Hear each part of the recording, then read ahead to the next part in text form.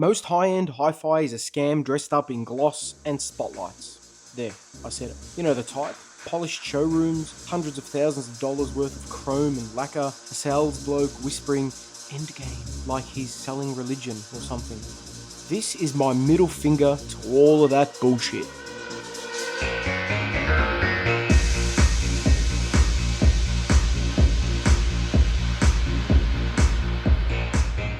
So here's what we're doing. I'm going to walk you through my system, what each piece is, why it's there, without turning this into an audition for stereo file. Then we're going to throw 4 very different tracks at it and look at the spots where bloated high-end systems usually fall over, and this one just shrugs and says, hold my beer. This is a real room, real music, real gear, bought with real money. Let's go. At the top of the chain is the Opera Consonance Linear 1 Preamp, the 25th anniversary version. This isn't some generic box that happens to say reference on the front. From the factory, it's already been modded with upgraded full music dual 2A3 tubes in the output stage, which gives it serious drive and tone. I've upgraded the 101D valves to Linlite Elite 101D direct heated triodes. Those aren't flavor of the month gimmicks, they're stupidly revealing tubes. What that gives me is a preamp that doesn't smear or sugarcoat.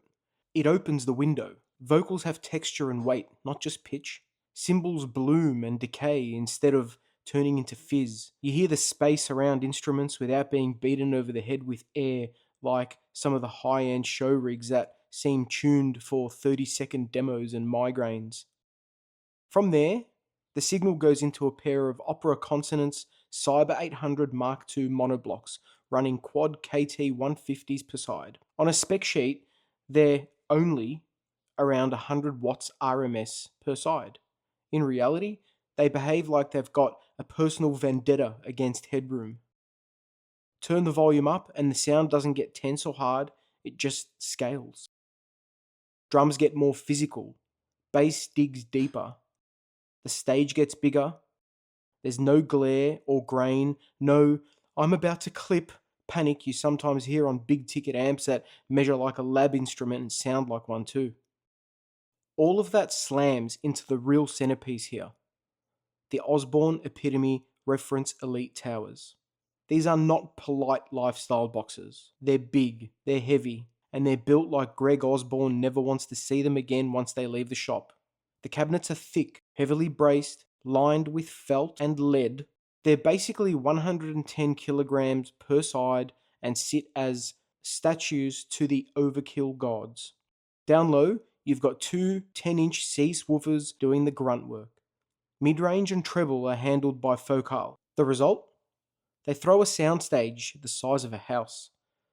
They dig genuinely deep and they stay composed when most quote-unquote statement speakers are starting to write checks their crossovers can't cash. I've heard so-called reference speakers at exorbitant amounts of money that collapse faster than an old man having a stroke when you ask them to do big dynamics and proper bass at the same time. Not these.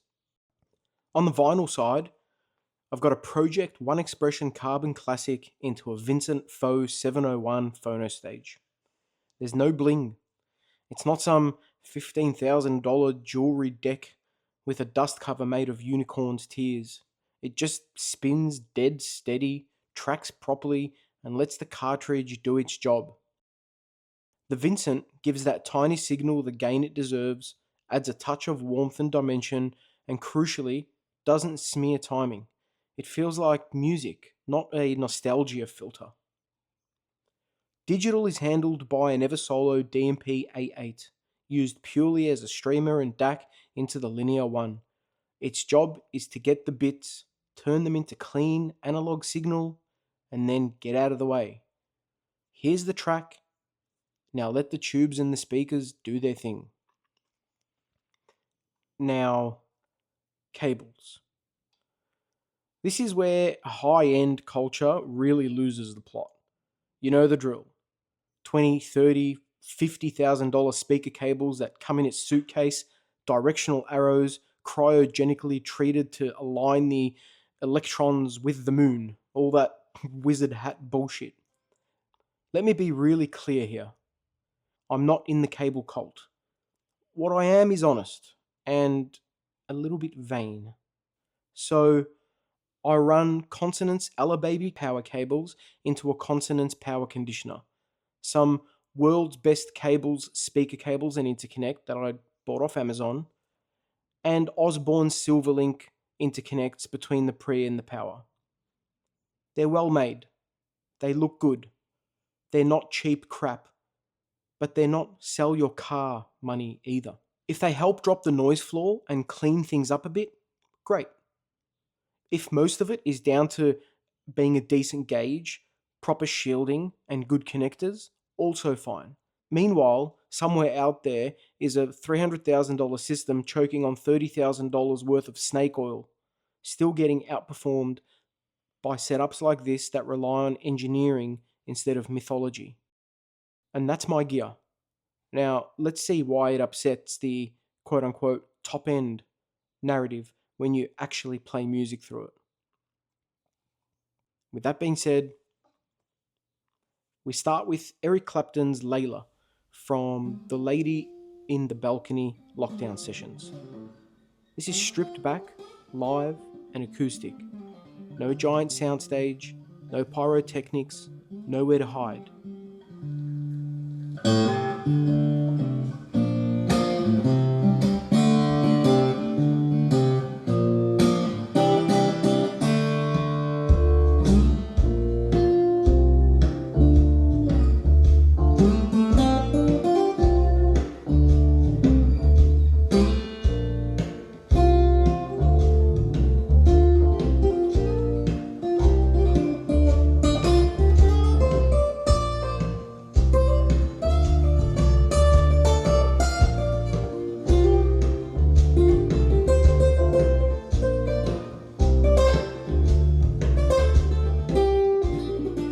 If your system can't do mid-range, honestly, it's already lost.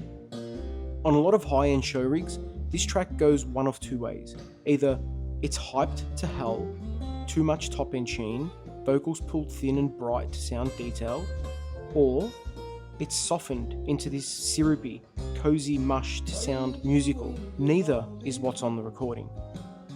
Through the Linear 1, with the full music and Linlai tubes, into the Cyber 800s and the Epitomes, Clapton sounds like an old guy with a guitar in a modest space, playing for real human beings.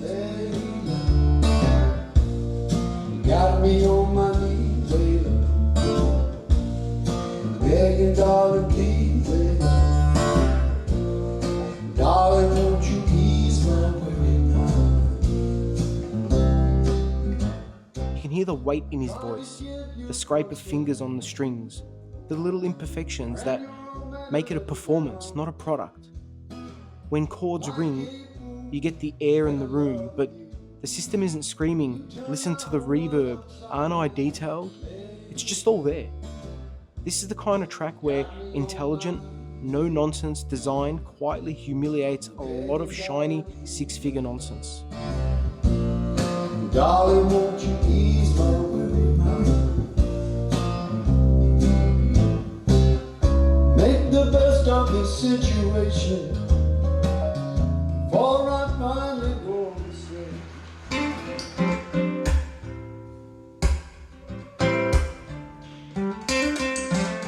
Next up is Fink, Trouble's What You're In, live from Union Cathedral in London. This one is my bullshit detector. It's dark, sparse, and brutally revealing. One voice, one guitar, and a whole lot of space. Trouble's what you're in. Trouble with that dress that's as black as my heart on this train. High-end systems tuned to impress in 3 minutes absolutely hate this because there's nothing for them to hide behind. There's no big bass drops, no fireworks, no towering choirs. On this system, the noise floor drops to black. His vocal sits dead center, intimate and slightly ominous. You can hear his breath control, the little changes in pressure as he leans in or away from the mic. The guitar has body, not just string noise. Reverb tails bloom out into the room and die naturally. The epitomes vanish as point sources. You're just in a dark room with a bloke and a guitar. This isn't some magical $500,000 trick. It's what happens when your preamp isn't smearing, your power amps have grip without grain, and your speakers are built like they're meant to last a few decades instead of a marketing cycle.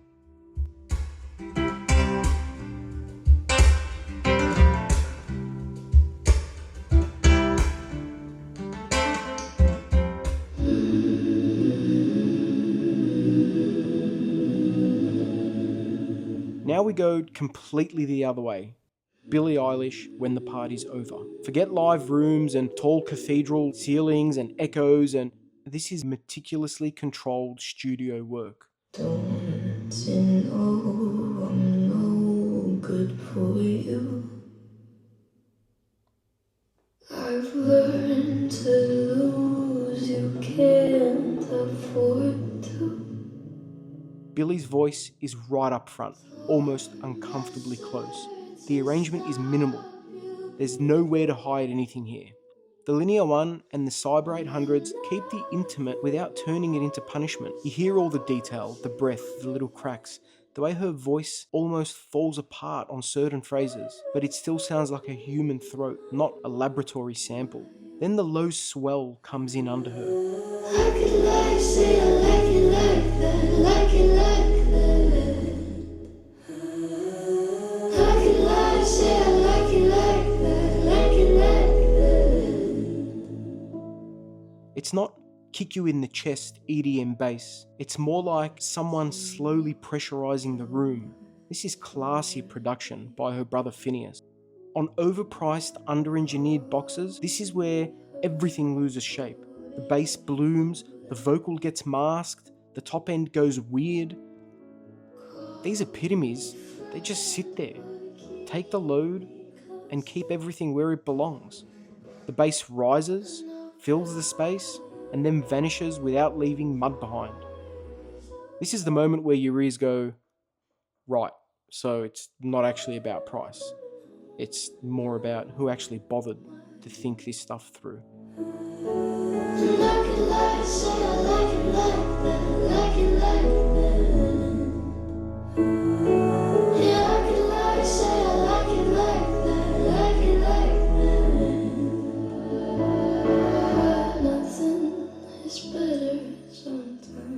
And the last one I've got for you here is Dominique, Fils-Aimé, Cheers to New Beginnings from her Audiotree live session.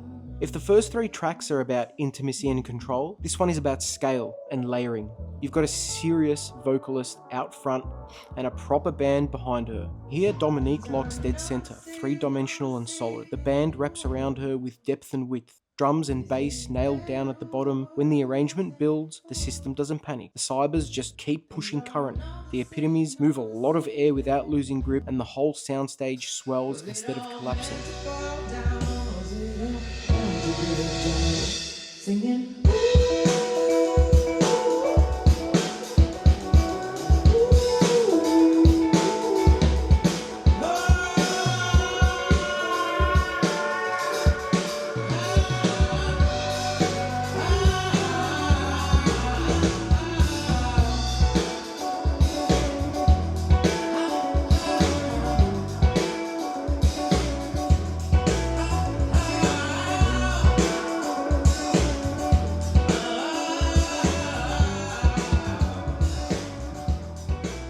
Those drums, oh my god, those drums, do they sound real?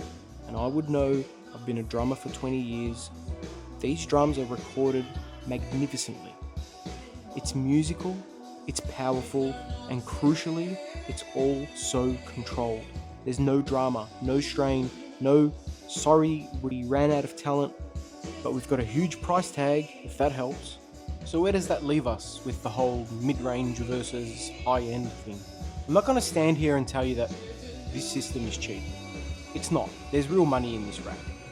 But compared to what a lot of people are being told today they need to hit this level, the $300,000 speakers, $100,000 amps, $50,000 in cable. My system is sensible, and in terms of what it actually does when you hit play, it's ruthless. This system will stand toe to toe with most of that quote unquote top end shit, and in most cases, it just quietly walks off with the win. Not because the brand names are fancier, not because the cables come in a pelican case, but because every piece in this chain is there for a reason, to serve the music.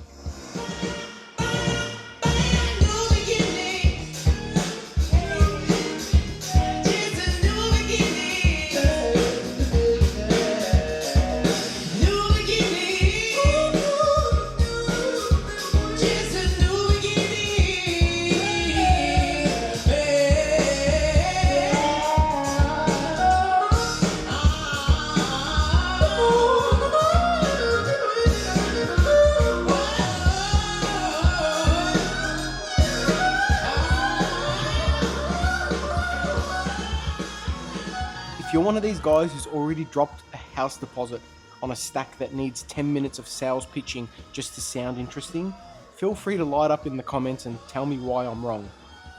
But if you're the guy or girl sitting there with a sane budget, wondering if you can build something that genuinely competes with the big boys, this video is for you. You absolutely can. Think harder. Spend smarter. Ignore the gilded jewellery and you'll win. Now, go argue about it in the comments.